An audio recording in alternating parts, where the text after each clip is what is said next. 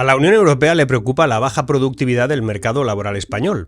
A la Unión Europea y a mí y a cualquiera que entienda la relación que hay entre productividad y crecimiento económico. La propia Comisión Europea nos alerta seriamente. En el informe denominado Paquete de Primavera, y que obviamente no publicita el gobierno, por lo menos no de momento, y del que paradójicamente tampoco dice ni mu la oposición, resulta que Bruselas nos indica que la productividad laboral es una debilidad endémica de la economía española. De hecho, señala que una brecha significativa con respecto al resto de países del euro se incrementa. Hoy voy a analizar por qué España, aunque este análisis sirve para cualquier país en términos conceptuales, no mejora su productividad. Y también voy a intentar aportar cómo podríamos solucionarlo. Vienen tiempos en los que la productividad será la clave, especialmente si en el futuro se reduce, por ejemplo, la jornada laboral, o se tiene que implementar la renta básica, o simplemente si se quiere competir en un escenario económico mundial mucho más exigente y automatizado. Quédate, que lo de hoy también te interesa.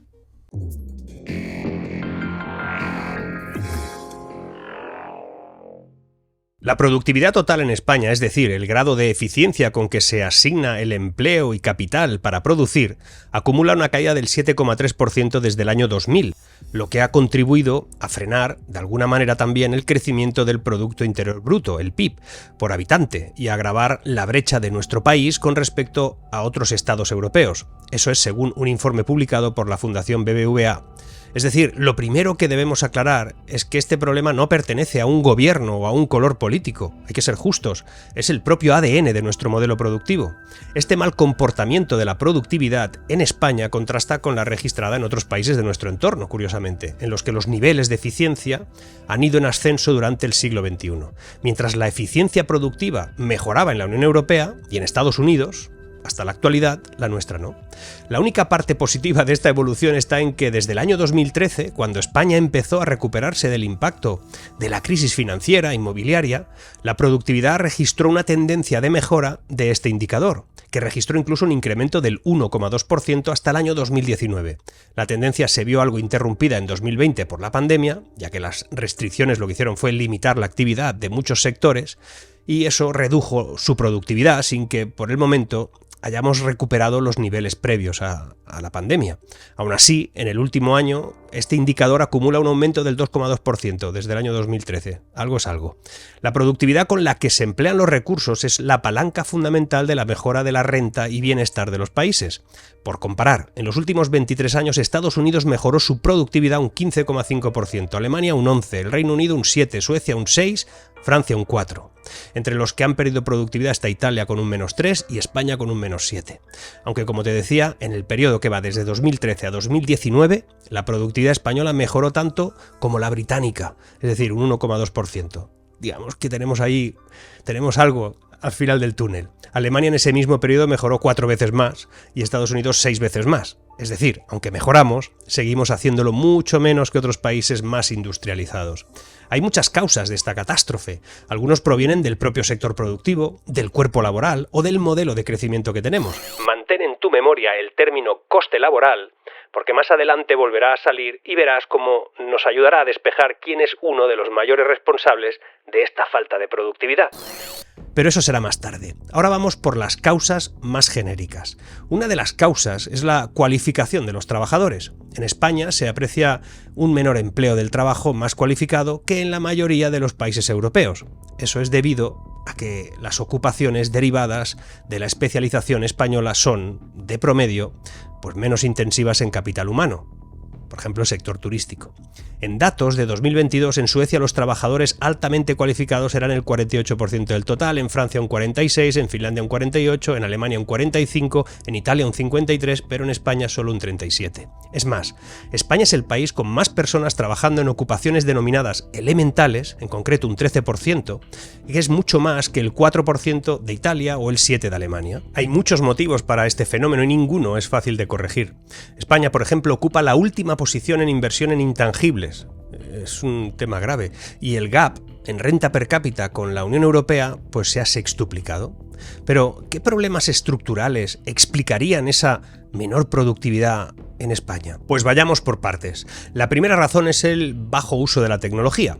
Las empresas españolas, especialmente las pequeñas y medianas empresas, las pymes, tienen una baja adopción de tecnologías avanzadas y eso lo que hace es que limita su capacidad para mejorar la eficiencia y la productividad, especialmente por el modelo productivo. Como gran parte de estas empresas se dedican a sectores donde la tecnología no sería un valor añadido, sino incluso a veces podría ser hasta un engorro, la digitalización profundiza en una capa muy superficial.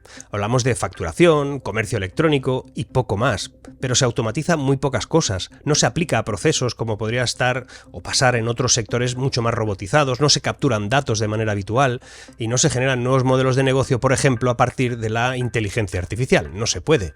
Un segundo aspecto es la baja inversión en intangibles. Como te decía, España, te lo decía, ocupa una de las últimas posiciones en la inversión en activos intangibles como el I+D, software, bases de datos, formación. Y esto es sorprendente porque no lo parece. Lo que reduce el potencial de crecimiento a largo plazo. Hay un tercer aspecto, el desajuste en la cualificación de los trabajadores. Existe una brecha significativa entre las habilidades que se enseñan en el sistema educativo y las que demandan las empresas, lo que resulta en una mayor proporción de trabajadores en ocupaciones de baja cualificación. Y eso explicaría la dificultad de encontrar profesionales cualificados que tiene la industria tecnológica en estos momentos, por ejemplo, lo que también limita pues las opciones de ser más productivo y a la larga pues ser más competitivos. El cuarto aspecto siempre me ha sorprendido, especialmente por cómo yo he vivido mi búsqueda personal de opciones laborales durante toda mi vida. Hablo de la baja movilidad laboral. La movilidad laboral en España es muy baja en comparación con otros países y eso no hace más que dificultar la asignación eficiente de los recursos humanos. Yo he vivido creo que en 11 países y he estado siempre buscando un lugar mejor, un puesto mejor, una opción mejor. Incluso dentro de España, yo he vivido, para los que sois de ahí, en Barcelona, Sevilla, Bilbao, ahora vivo en Madrid. Siempre fue por el mismo motivo. Por eso me sorprende la reticencia de un buen número de jóvenes, no todos obviamente, con los que trato habitualmente, a moverse del lugar donde dicen estar mejor.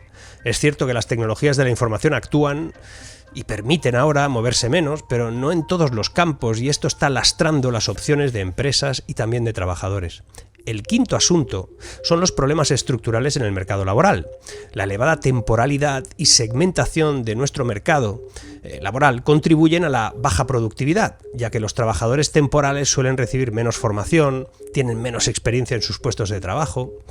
Hay más, ¿eh? El sexto condicionante es la baja inversión en formación continua, que deriva del anterior. La inversión en formación continua para trabajadores es escasa si la comparamos con otros países. Por ejemplo, lugares que yo conozco porque he vivido los procesos formativos dentro de algunas empresas es notable. En Irlanda, en Estados Unidos, la propia Francia, Reino Unido, este aspecto es mucho más relevante que aquí. Y tampoco lo parece. La falta de formación continua limita la capacidad de adaptación y mejora de las habilidades de toda una fuerza laboral. Y aquí el modelo productivo seguramente tiene mucho que ver. El séptimo factor es la ineficiencia en el uso del capital y el trabajo. La productividad del trabajo en España ha crecido un 0,7% anual desde 2002 comparado con el 1,1% de la Unión Europea, el 1,4% de Estados Unidos. Y la productividad del capital ha disminuido un 1,2%. También tiene culpa el capital, que no se hace mucho con él, y refleja una inversión en activos, maquinaria, en infraestructuras, que no ha generado ningún valor esperado. El reciente informe sobre el empleo en España pone de manifiesto una realidad alarmante. Aunque el número de afiliados a la Seguridad Social ha aumentado, resulta que la precariedad laboral persiste. En la primera mitad de 2024 se necesitaron 7.433 millones de contratos para sumar 587.000 nuevos afiliados, lo que implica que, de promedio, se requieren 13 contratos para conseguir un nuevo trabajo fijo. Este dato refleja una alta temporalidad en el mercado laboral. Especialmente hay 10 provincias en España donde el 70% de los nuevos contratos son temporales. No las listo aquí, pero ya las pondremos. El octavo punto es la excesiva inversión inmobiliaria que vivimos durante el boom inmobiliario. Se invirtió excesivamente, resultando en activos subutilizados que ahora mismo lastran la productividad. Y hay un último y noveno punto. el que parte de una ineficiencia absoluta de todos los gobiernos que ha tenido este país desde hace ya mucho tiempo, desde Aznar hasta Sánchez, pasando por Zapatero o Rajoy. Todos ellos están abonados, diría que son adictos a la regulación, a la burocracia. La alta carga regulatoria y burocrática en España afecta negativamente a la eficiencia empresarial y a la capacidad de las empresas para adaptarse y crecer. Además, si sumas el incremento fiscal que viven las empresas de este país y la falacia que suponen el uso de fondos europeos, pues tienes un cóctel bastante tóxico. Solo criticar el deficiente uso que se le está dando a los fondos Next Generation, porque se están dejando de utilizar en gran medida, pero o por lo menos lo que se está utilizando va a formulaciones que poco o nada van a incidir en la productividad final. Creo que un e-commerce, una tienda, regalar ordenadores o simplemente vestir de digital algo que para ser productivo precisa un análisis mucho más profundo, al final está repercutiendo en que todo esto va a servir de muy poco. Mucho dinero para que no se produzca nada. Esto mismo ha pasado antes, no es de ahora, con todos los gobiernos de España desde que entramos en la Comunidad Económica Europea.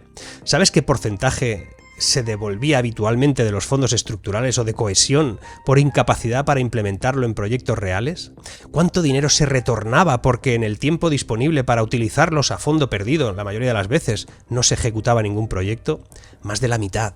Es decir, de las decenas de miles de millones que se han recibido para modernizar este país, ni Aznar, ni Zapatero, ni Rajoy fueron capaces de transformarlos en proyectos.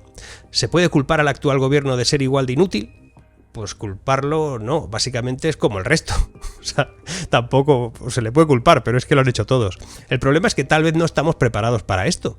A diferencia de países más pequeños como Estonia, Irlanda, Corea del Sur, Singapur, España depende desde hace mucho tiempo de un modelo productivo expansivo en lo laboral, poco tecnológico y del que depende en gran medida el PIB. Nadie se atrevió a atacar el problema de fondo porque la transición es muy compleja y no te votarían luego. Estonia lo hizo y ahora es un país que está a punto de superarnos en renta per cápita, pero no porque tenga una burbuja inmobiliaria o porque su turismo les ha explotado, no.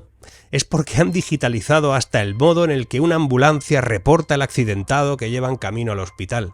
Esto lo expliqué en un vídeo hace ya un tiempo, porque automatizar no es deshumanizar, es hacer eficiente toda una economía. Pero claro, eso precisa de un plan, de valentía, de capacidad. Modificar el modelo productivo para que sea el más adecuado para mejorar la productividad, lo que requiere es mucho esfuerzo, capacidad, talento, algo de lo que toda la clase política de este país ahora mismo no luce mucho, no hay en demasía, ni tampoco lo hubo en otras legislaturas. Pero hay un factor fundamental en todo esto, en todo este asunto, que nadie tiene en cuenta, pero que sí que importa. ¿Recuerdas que alguna vez he comentado que la deuda pública es como un virus que entra en el sistema y no lo abandona hasta que lo destruye del todo? ¿Que deja cada vez menos espacio a las células buenas para que actúen sobre el progreso económico de un país? Pues este es un problema. La deuda pública, que también afecta a la productividad, es un problema. Pero como es un factor menos evidente, mucho más técnico, nadie lo toma en consideración, no habitualmente, y deberían hacerlo, porque recordemos que la deuda pública no para de crecer, inclusive cuando parece que no es así, gracias al ratio de deuda que sí que disminuye. Lo hace por la inflación o por un rebote de crecimiento, pero no porque alguien haya decidido reducir el gasto público o el dinero necesario para gestionar toda la administración. Hemos superado en España los 1,6 billones de euros, lo que supone un pago de intereses de 40.000 millones cada año, más o menos, asignados en los presupuestos generales del Estado. Es decir, sería la tercera partida en importancia, si no contamos las transferencias a las comunidades. Pero, ¿cómo puede la deuda pública erosionar la capacidad productiva de un país? ¿Cómo puede ser que las causas más importantes de la baja productividad y de que ésta cada vez sea menor en comparación con la del resto de países? Pues apunta, porque la deuda pública excesiva genera un desplazamiento de la inversión privada, aquello que se le llama crowding out. Cuando un gobierno toma prestado mucho dinero, a menudo lo hace, puede ser, no siempre, en los mismos mercados financieros donde las empresas buscan capital para invertir.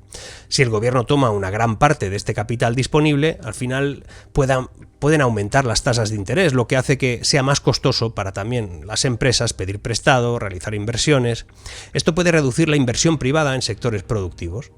Un segundo punto sería el aumento de los impuestos para soportar esa deuda pública, o incluso la reducción del gasto público, en teoría, la limitaría también, y lo cual limitaría la productividad porque el aumento de impuestos desincentiva la inversión y el consumo, mientras que la reducción del gasto debilita la infraestructura y los servicios que serían fundamentales para que la economía pudiera ser más productiva.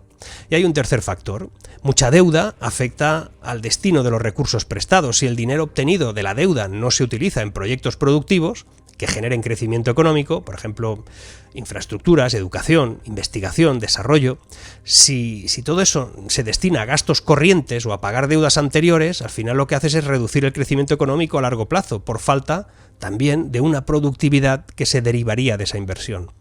Para revertir la tendencia de baja productividad, pues España, esta es mi idea, necesita impulsar reformas estructurales, aumentar la inversión en activos intangibles, mejorar la gestión empresarial y sobre todo aprovechar mejor el capital humano. Estos cambios son esenciales para cerrar la brecha que ahora mismo tenemos de renta per cápita con la media europea y mejorar el bienestar de todos nosotros, de toda la población. La evolución de la productividad en España lo que hace es revelar desafíos estructurales que no aparecen en ningún programa electoral ni en ninguna hoja de ruta de ningún partido que calientan sus butacas en el Congreso. Falta educación, falta capital humano, los bajos resultados educativos y la temporalidad laboral lo que hacen es limitar el potencial productivo del capital humano. Además, la gestión empresarial en muchas pymes carece de profesionalización, afecta a la eficiencia, afecta a la especialización, y cuando falta especialización, falta tecnología. La economía española está menos orientada hacia sectores intensivos en conocimiento y tecnología que serían clave para la alta productividad que en otros países. Pero ¿recuerdas que te dije que el protagonista de este caso, probablemente uno de los culpables, no el único, con el que nadie cuenta, pero que según todos los indicios podría ser responsable de una parte importante de este desastre productivo? Pues ha llegado el momento de conocerlo, los costes laborales. Desde el año 2000, los datos muestran un notable incremento en el coste laboral total por hora efectiva de trabajo en comparación con la productividad por hora en España. El coste laboral ha aumentado de manera constante y yo diría que significativa, alcanzando niveles de casi un 100% superiores a los del año 2000, mientras que la productividad por hora apenas ha mostrado un incremento sustancial, está más o menos igual, ¿eh? Esta divergencia entre la evolución del coste laboral y la productividad para mí es alarmante. A primera vista, podría interpretarse que los españoles prefieren trabajar menos y cobrar más, un concepto que parece estar en desacuerdo con la economía dinámica y competitiva. Sin embargo, esta interpretación sería muy simplista y no refleja la complejidad de la situación económica real. Un análisis más profundo nos diría que el crecimiento del empleo público, aunque significativo, tampoco es el principal factor detrás de este fenómeno. No lo es. En el año 2002 España contaba con 2,5 largos millones de empleados públicos. Ahora está sobre los 3,5 millones. Sin embargo, este crecimiento es más bien proporcional al incremento de la población, lo que sugiere que el empleo público no es el culpable principal de la disparidad observada entre ese coste laboral y la productividad. Un factor clave que se debe considerar, y ojo porque hay una cierta paradoja, es el incremento del salario mínimo interprofesional, que ha subido un 74% desde el año 2000. Me parece bien, si es factible asemejarlo a productividad. Pero los costes laborales han aumentado un 90%, lo que plantea la pregunta de quién se está beneficiando de ese incremento realmente. Cuando ajustamos estos valores a la inflación, que ha sido del 76% en el mismo periodo, encontramos que en términos reales los trabajadores de hoy ganan un 2% menos que en el año 2000, lo que significa que a pesar de los aumentos salariales nominales, el poder adquisitivo de los trabajadores no ha mejorado mucho y en algunos casos incluso podríamos decir que ha disminuido. El desmesurado aumento, ahora sí, de los costes laborales en comparación con la productividad, pues es un problema complejo y que tampoco puede ser atribuido a una sola causa, yo lo sé, pero la falta de mejoras significativas en el poder adquisitivo real de los trabajadores, junto con una productividad estancada, lo que hace es señalar problemas estructurales muy profundos que nadie atiende o solamente critican cuando alguien lo pone en alerta Y es algo muy serio. Y esto lo que está haciendo es hipotecar el futuro de nuestros hijos, nos empobrece a todos a tiempo real, y que nadie se lleve a engaño. No voy a ser yo quien defienda al gobierno, pero esto no tiene que ver con el gobierno actual, por lo menos no solamente. Esto viene de lejos, como te he explicado. De gobiernos que pensaron que ser la octava potencia del mundo se podía mantener artificialmente amontonando ladrillos en cualquier esquina de este país. O de gobiernos que pensaron que con un plan de recuperación que otorgaba proyectos inservibles sin valor capital, y que realmente solo aportaban facturación bruta, se podía crecer más que nadie. Al final, todo eso se derrumba. Cuando la economía de un país es un decorado, un conjunto de frases hechas de un gobernante que replican insistentemente los medios afines, pues al final esa economía de los datos acaba explotando en la cara de la gente de la calle. Ni Champions League, ni octava potencia del mundo, y eso es lo que ahora mismo está pasando lentamente, muy lentamente gracias a la deuda pública, que como te he dicho no es remedio sino causa, no es un bálsamo temporal, sino vinagre en la herida, y todo eso, de momento no hay nadie que lo esté parando. La productividad es esencial, y nadie está trabajando en mejorarla. Seguimos.